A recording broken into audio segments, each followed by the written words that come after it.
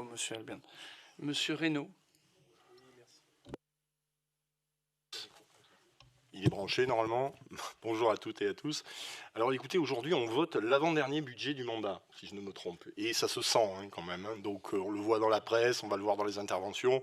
On peut dire qu'il va y avoir quelques petites séquences de démagogie qui vont être d'autant plus fortes qu'on va se reprocher de la fin du mandat. Alors on va confondre tout, les taxes et les impôts, les budgets annexes et le budget général. On va confondre les finances de la ville et celles de la métropole. C'est pas évident, cela dit, faut reconnaître quand même. On l'entend déjà, pour certains on rase gratis. Pour d'autres, il y a une seule et unique dépense dans cette ville et dans cette métropole qui compterait. Et puis alors on nous annonce la banqueroute. Alors ça c'est bien. Et des mirages. J'ai noté des mirages. Banqueroute et mirages, ça fait beaucoup. Alors moi je voudrais rappeler juste quelque chose, parce que c'est peut-être il y a 4 ans, mais en fait comme ça nous impacte longuement, on paye aussi la facture Sorel. Je le dis et je le redirai jusqu'à la fin du mandat, parce que cette facture, elle est sévère. Elle est sévère avec d'abord à la ville. C'est simple, on peut avoir une bonne situation financière quand on ne fait rien. Et nous, l'investissement, on en est fiers. Et il faut le dire quand même. L'absence de projet d'investissement à la ville, évidemment, ça, il faut quand même le noter très clairement. Il faut rattraper son retard. Donc déjà, vous voyez, on partait avec une longueur de retard sur cette question-là. Et puis les choix de la ligne 5 et du casier de Castries. Je le redirai à la métropole, je le dis à la ville, parce que ça va impacter pendant des années et des années tous les choix et des effets dévastateurs sur nos budgets. Et ça affecte les deux collectivités. Et je voudrais un point sur l'imbrication des deux collectivités, à la fois le budget de la ville et le budget de la métropole, parce que la lisibilité n'est pas forcément évidente, notamment dans les prélèvements et les taxes. Et c'est vrai qu'on aura le débat sur la TOM, la taxe d'enlèvement des ordures ménagères, la semaine prochaine dans le Conseil de métro, et je pense que ça c'est important, parce qu'effectivement les Montpelliéraines et les Montpelliéraines vont être fortement impactés, et ceci sans condition de revenu, qu'ils soient propriétaires ou locataires. Merci Abdi. Non, c'est remarquable.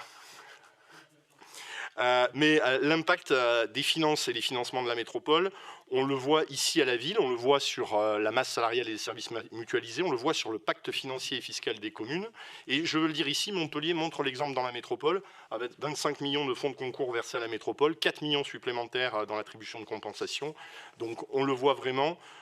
Mais nous arrivons à la limite de l'exercice. Moi, je voudrais faire un point, parce qu'on a un conseil municipal de Montpellier. Il va falloir voir à ce que la participation des communes se gère aussi via la fiscalité intercommunale. Elle est très faible aujourd'hui à la métropole, et je pense que c'est un signe sur lequel il faudra discuter à l'avenir et sur ces questions-là. Mais nous faisons des choix à Montpellier. Et pour le budget que nous examinons aujourd'hui, je voudrais revenir pourquoi il y a des écologistes aux responsabilités. D'abord parce que c'est le choix des Montpelliérains et des Montpelliéraines, il ne faut pas l'oublier, et parce qu'il faut pouvoir faire et participer. Et je le redirai sans cesse, on ne fait pas d'écologie sans les écologistes, et nous sommes ici fiers des investissements qui sont faits. Quand on est dans la majorité, on agit. Quand on est dans l'opposition, on commente, et on prépare sûrement les prochaines électorales à grand renfort de slogans, voire de démagogie. Mais nous, ce qu'on fait, ce choix qui est fait ici, et une fois de plus, ce document qui est essentiel et qui devrait être sur toutes les tables de l'ensemble de nos élus, de l'ensemble de nos agences, c'est celle du PCAET, du plan climat, qui est essentiel avec des objectifs à 2030 et 2050. Et ça veut dire aussi de ne pas faire du « en même temps », car il est clair que nos objectifs sur la décarbonation, ils sont évidents dans toutes les politiques qu'on mène, mais il faut le dire, on décarbone les mobilités et on ne peut pas faire du « en même temps », puisque c'est quelque chose qu'on réprouve ici dans ce modèle montpelliérain, construit des autoroutes sur notre territoire. Pour les écologistes, le choix, c'est celui d'un budget vert. La démarche, elle est enclenchée cette année et on ne peut que s'en féliciter, mais il faut la poursuivre et l'amplifier. Et on attend dès l'année prochaine la possibilité d'avoir des présentations des budgets selon ce budget vert, depuis la présentation au Conseil jusque dans les services. La démarche doit être non seulement la norme, mais ça doit être aussi dans les pratiques. Et je veux le rappeler sur un certain nombre de points qui ont été dits dans le budget, mais réitérés. Il ne doit y avoir ni pause, ni renoncement à la ville comme à la métropole sur l'écologie. Quand on dit produire et consommer local, c'est le chantier de la cité de l'alimentation. C'est la poursuite du local et du bio dans les cantines, accompagné d'une tarification équitable et sociale. C'est la création des maisons d'alimentation solidaire. Et là, on recoupe les différents chantiers qu'on a vus tout à l'heure. C'est mettre la nature en ville et préserver la biodiversité. Ce sont les chantiers de végétalisation des écoles, le plan 50 000 arbres à la stratégie sur la biodiversité, le magnifique projet de Lunaré, l'hôpital de la faune sauvage, sur lequel nous travaillons.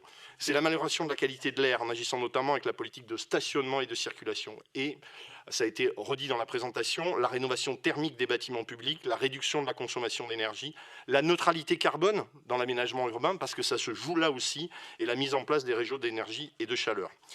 Et pour conclure, je voudrais dire que pour maintenir ce cap ambitieux, il convient de disposer d'équipes en nombre suffisant. Nous avons conscience de la nécessité de maintenir l'équilibre budgétaire, mais pour continuer à mettre en œuvre nos projets, nous devons disposer d'équipes en conséquence.